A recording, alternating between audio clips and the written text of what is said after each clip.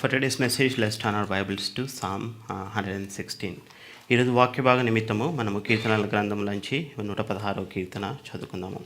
So ఇక్కడ చూస్తే మొత్తము 19 వర్సెస్ ఉన్నాయి కదా. we're not going to meditate all of those, but we'll read verses 1 through 14 alternatively. 1 నుంచి 14 వరకు మనము మార్చి చదువుకుందాము. నేను మొదటి వచనం చదువుతాను, మీరు రెండవ వచనం చదవండి. I love the Lord because he hears my voice and my prayer for mercy.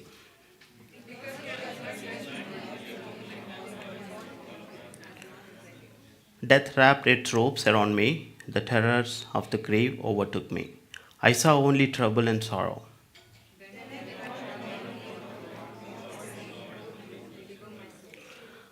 How kind the Lord is, how good he is, so merciful, this God of ours.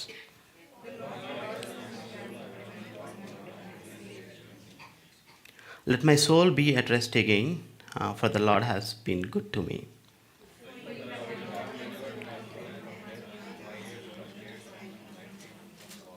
And so I walk in the Lord's presence as I live here on earth. In my anxiety, I cried out to you, these people are all liars.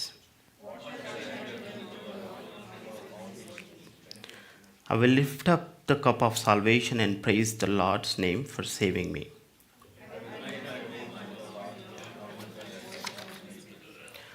ఇక్కడ చూసినట్లయితే మనము 116వ కీర్తనలో చదువుకున్న రీతిగా ఇక్కడ we don't know the author of this psalm, like ఎవరు రాసిరు అనేది అయితే ఇక్కడ అయితే చెప్పట్లేదు. కానీ psalmist is going through something what we can notice, like మనం అక్కడ చదువుతున్న మొత్తం చూస్తే 3వ వచనంలో చూస్తే మరణ బంధకములు నన్ను చుట్టుకొని ఉండాను, పాతాళపు వేదనలు నన్ను పట్టుకొని ఉండాను, శ్రమయు దుఃఖమును నాకు కలిగాను. ఇక్కడ చూసినట్లయితే so what we notice here is his going through something, he's in sorrow, he's so much pain and he's worried and he's grief అన్నట్టు అక్కడ మనం గమనించవచ్చు.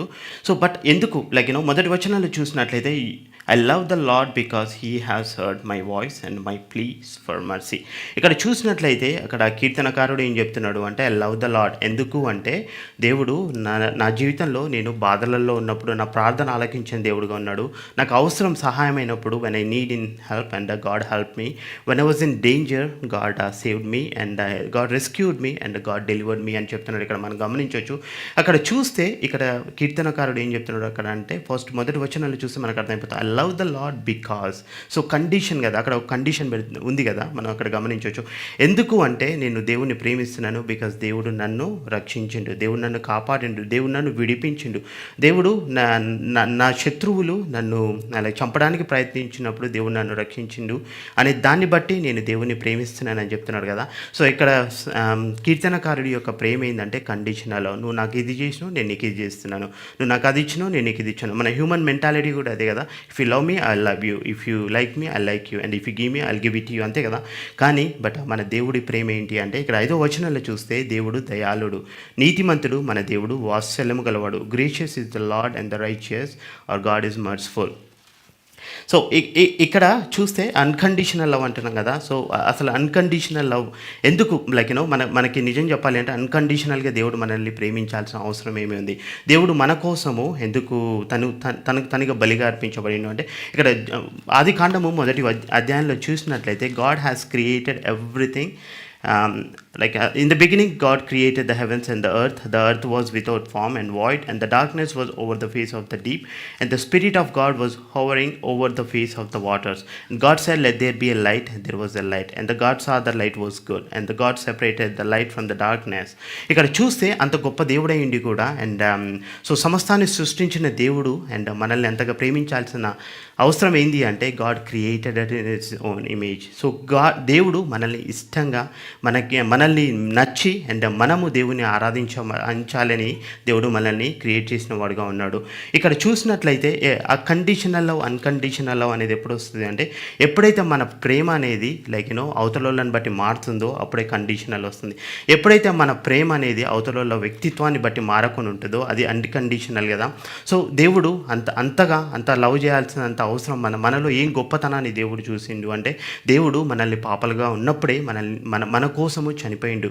దేవుడు చెప్పడం మాత్రమే కాదు కానీ మనలో చాలామంది ఏం చేస్తామంటే చెప్తాం, వి లవ్ యూ అది ఇదని కదా, we like you and we can do anything for you అంటాము. అండ్ కానీ బట్ ఏంటంటే దేవుడు he shows his love like ఎట్లా చూపించిండు తన ప్రేమని అంటే, మన కోసము మనం పాపలుగా ఉండగానే చనిపోయిండు. సో ఒకవేళ కనుక ఇప్పుడు చనిపోవాల్సిన పరిస్థితి వస్తే ఎవరు చనిపోతారు అంటే ఏదైనా పాపం చేసిన వాళ్ళు లేకుంటే అది కదా. బట్ దేవుడు ఏ పాపం చేయను అన్నప్పటికీ రైచియస్ దేవుడు అయినప్పటికీ, అండ్ రోమన్స్ 3:10 చెప్పినట్టుగా no one righteous not even one except God. So దేవుడు మాత్రమే అండ్ రైచియస్ దేవుడు అయినప్పటికీ నీ కోసము నా కోసము బలిగా అర్పించబడిండు.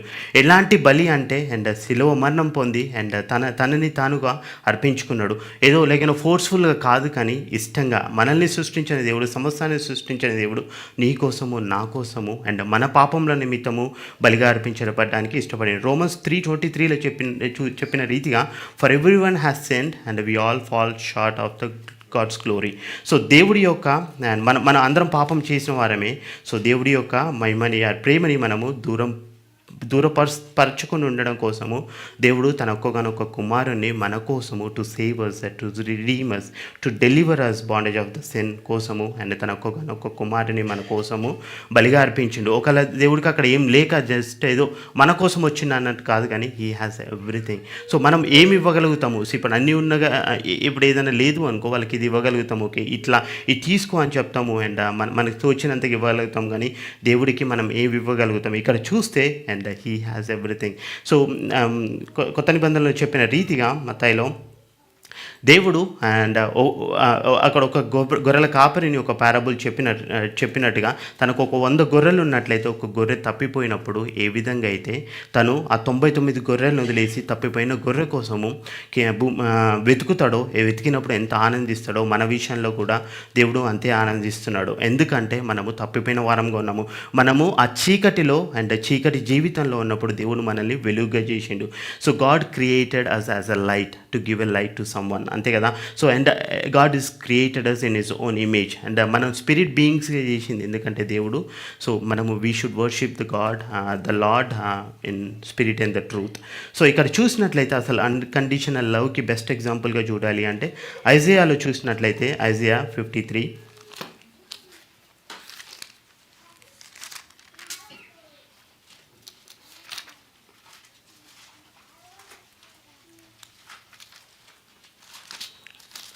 మనందరికీ ఇది తెలిసిన వాక్య భాగమే కదా. ఇక్కడ యెషయా ప్రవక్త ఏం చెప్తున్నాడు అంటే ఇక్కడ వచనాలు కనుక చదువుతున్నట్లయితే అండ్ సో మరి ముఖ్యంగా 5వ వచనంలో చూసినట్లయితే but he was wounded for our transgressions, he was crushed for our iniquities and దాని ముందు చూసినట్లయితే and he was despised and rejected by men, 3వ వచనంలో and a man of sorrows and acquainted with grief. So ఇక్కడ చూసినట్లయితే he was wounded and he was rejected and he was crushed. So like దేవుడు తన ఒక్కగానొక్క కుమారుణ్ణి ఎందుకు అంతగా ఇక్కడ ఐజయా ప్రవక్త వివరించిన రీతిగా ఎందుకు చేయాల్సి వచ్చిందంటే నీ కోసము నా కోసము, నేను పాప బంధకాల్లో ఉన్నప్పుడు దేవుడు మనల్ని రక్షించడం కోసము, మనల్ని అండ్ మనకి రక్షణ కార్యం జరిగించడం కోసము, మనకి దేవుడికి అడ్డుగా ఉన్న పాపమని అడ్డుగోరని బద్దలు కొట్టడం కోసం దేవుడు జీవించి మన కోసము మరణించి మన కోసం తిరిగి లేచి అర్హులం కాని మనల్ని, ఎందుకంటే మనకున్న అర్హతను బట్టి అయితే మనం అంత ప్రేమకైతే అర్హులం కాదు అంటాం కదా. You don't deserve my love అని అంటాం కదా జనరల్గా వచ్చినప్పుడు. సో మన క్వశ్చన్స్ కూడా అట్లనే ఉంటాయి కదా. ఇప్పుడు ఒకవేళ కనుక if we can question our self, do we deserve really God's love, like నిజంగా మనల్ని మనం క్వశ్చన్ చేసుకుంటే మన హృదయంలో కనుక ఒక ప్రశ్నలాగా ఉంటే మాత్రం అది ప్రశ్నలాగానే ఉండే, ఎందుకంటే we don't deserve God's love. అంత ప్రేమ చేయడానికి మనలో ఏ గొప్పతనం ఉంది, ఏ భాగ్యం ఉంది, ఏం చేసినామని, ఏ నీతి కార్యం ఉన్నాయి, మన నీతి కార్యాలన్నీ మురికి గుడ్డల్లాగా ఉన్నాయంట దేవుడి దృష్టిలో. సో అటువంటి దేవుడు మన పరిస్థితి తెలిసి మన చీకటి బతుకుని చూసి అండ్ మనము లైక్ దేవునికి and we have all gone astray from God కదా. సో తప్పిపోయిన వారంగా ఉంటుండగా దేవుడు ఆ 99ని వదిలేసి మన కోసము భూమి మీదకి వచ్చి మనల్ని రక్షించడం కోసము అండ్ తను బలిగా అర్పించబడ్డాడు. ఏ విధంగా అంటే లైక్ సిలువలో అండ్ ఒక పాపికి కానీ, ఒక నిజంగా మర్డరర్కి కానీ, అది ఇంకేదైనా పెద్ద పాపం చేసిన వాడికి వచ్చే శిక్షని దేవుడు మన కోసం అనుభవించిండు. ఇక్కడ చూసిన అయితే 53వ వచనంలో మూడో వచనం చూస్తే, అతడు తృణీకరింపబడిన వాడును, ఆయన మనుష్యుల వలన విసర్జింపబడిన వాడును, వ్యసనాక్రాంతుడుగాను వ్యాధిని అనుభవించిన వాడుగాను మనుషులు చూడనొల్లని వాడుగాను ఉండెను. అతడు తృణీకరింపబడిన వాడు కనుక మనము అతనిని ఎన్నిక చేయకపోతేమి. సో మన జీవితంలో కూడా ఎన్నోసార్లు మనం దేవుణ్ణి తెలుసుకున్నప్పటికీ మనము దేవుణ్ణి we take God for granted కదా, మెనీ అ టైమ్స్. సో చాలా విషయాలలో we take our God for granted. ఎందుకంటే దేవుడు ప్రేమ చూపిస్తున్నాడు, దేవుడు he's showing his mercies every day కదా. సో దాన్ని మనము ఏదో దేవుడు కదా ఇస్తాడు కదా, ఎందుకు ఇవ్వకుండా ఉంటాడు అనే ఉద్దేశంతో మనము చాలామంది అట్లా నడుస్తున్నాం. ఇక్కడ 4వ వచనంలో చూస్తే, నిశ్చయముగా అతడు మన రోగములను భరించెను, మన వ్యసనములను వహించెను, దేవుని వలన బాధింపబడిన వానిగాను శ్రమనందిన వానిగాను మనం అతనిని ఎంచితిమి.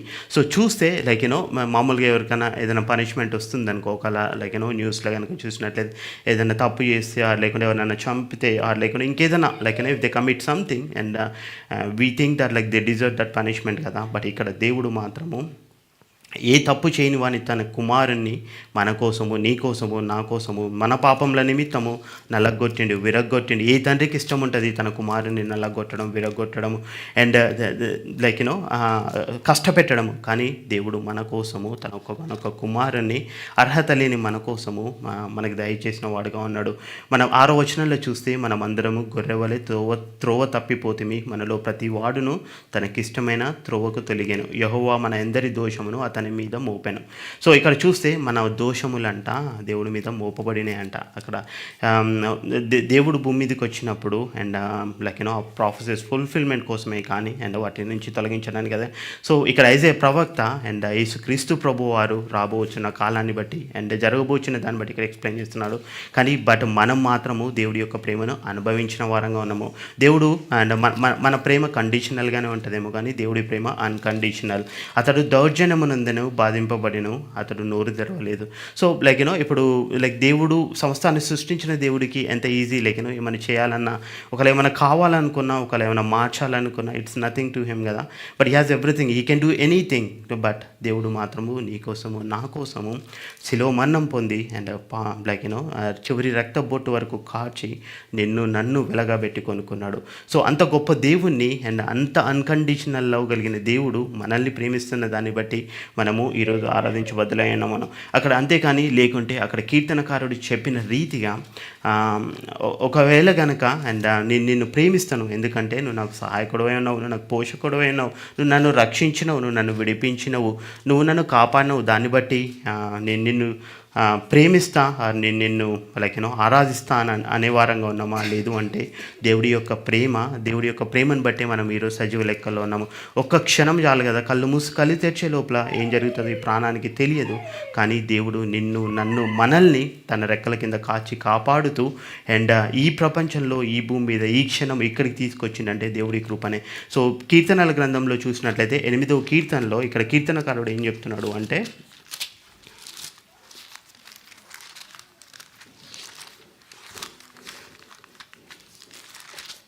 ఎవరైనా ఒకరు 3 నుంచి 6వ వచనం వరకు తెలుగులో చదువుతారా? నీ చేతి పని నీ ఆకాశములను నీవు కలగజేసిన చంద్ర నక్షత్రములను నేను చూడగా, నీవు మనిషిని జ్ఞాపకం చేసుకున్నట్టుకు వాడేపాటి వాడు, నీవు నరపుత్రుని దర్శించుటకు వాడేపాటి వాడు. దేవుని కంటే వాడిని కొంచెం తక్కువగా చేసి ఉన్నావు, మహిమ ప్రభావములతో వానికి కిరీటము ధరింపజేసి ఉన్నావు, నీ చేతి పనుల మీద వానికి అధికారం ఇచ్చి ఉన్నావు. చాలా సో ఇక్కడ చూస్తే అండ్ ఇక్కడ నీ చేతి పని అయిన నీ ఆకాశంలో నీవు కలుగజేసిన చంద్ర నక్షత్రములను నేను చూడగా. సో దేవుడు చేసిన గొప్ప కార్య క్రియేషన్ని చూస్తే అంటే ఇక్కడ కీర్తనకారుడికి ఏమవుతుందంటే, మేము ఏపాటి వారము, మనుషుల్ని సృష్టించుటకు అసలు జ్ఞాపకం చేసుకునేటకు అసలు నీ థాట్లకి ఎట్లొచ్చింది అని ఇక్కడ అడుగుతున్నట్టు మనం అక్కడ చూడవచ్చు. దేవుని కంటే వానిని కొంచెం తక్కువగాని చేసినావు, మహిమ ప్రభావములతో వానికి కిరీటము ధరింపచేసినావు. మనము కిరీటము కానీ లేకుంటే దేవుడి యొక్క ప్రేమను పొందుకొనుటకు మనకి ఏ అర్హత ఉందని. అంతే కదా, ఏదో గొప్ప వారం అని కాదు, ఏదో మంచి వారం అని కాదు, ఏదో గొప్ప మంచి కార్యాలు చేసినామని కాదు, ఏదో దాన ధర్మాలు చేసినామని కాదు, కానీ దేవుడు ప్రేమ వల్లనే మన జీవితంలో దేవుడు మరి యొక్క దినాన్ని ఇవ్వడం వల్లనే మనం ఇక్కడ సజీవ లెక్కల్లో ఉండి అండ్ ఇక్కడ మనం ఆరాధించగలుగుతున్నాము. దేవుడు ఎంతోమందికి లేని ధన్యత, గొప్ప అవకాశం మనకి ఇచ్చినాడు. సో దాన్ని బట్టి మనం దేవుని ఆరాధించబద్దులమే ఉన్నాము. ఒకవేళ అనుకోవచ్చేమో సో ఈరోజు కాకుండా మేబీ నెక్స్ట్ సండే వచ్చే సండే చేస్తాను నేను, లేకుంటే నా జీవితమే నేను ఆరాధిస్తున్నా లోపల ఆరాధిస్తున్నా అనుకోవచ్చు. కానీ అక్కడ ఇందాక చదివిన వాక్యంలో చూసినట్లయితే కీర్తనలో ఇందాక మనం చదివినాం కదా, కీర్తనలు 116వ కీర్తన